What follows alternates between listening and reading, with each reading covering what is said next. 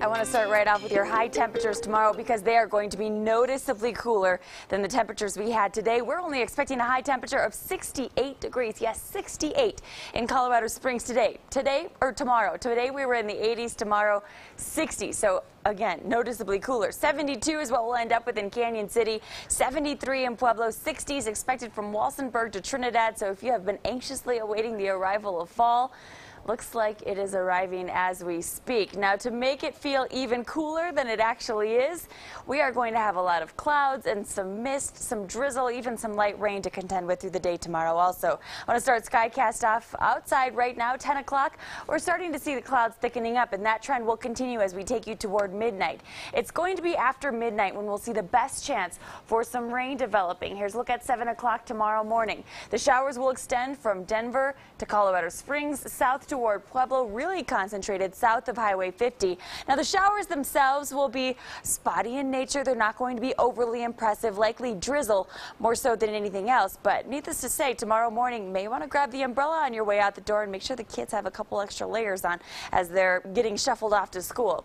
By lunchtime, still tracking a few spotty showers, and then into tomorrow afternoon, the clouds begin to break up, but we'll still keep some of those off and on sprinkles throughout the afternoon into the evening and even into tomorrow night before things begin to wind down by early Saturday morning. Now, here's a breakdown of the next 24 hours. Fog and drizzle begins tonight, continues through tomorrow, and again, the big story really going to be how much cooler it's expected to be. Tomorrow, 68 degrees will warm it up to 79, though on Saturday, we take storms out of the forecast for the weekend and into early next week, and the 80s, they don't stay away for too long. We're back at 84 on Sunday, 82 on Monday. We'll drop the temperatures once again, though, as we take you into the middle of next week, and we'll bring back a chance for storms Tuesday and then again Thursday.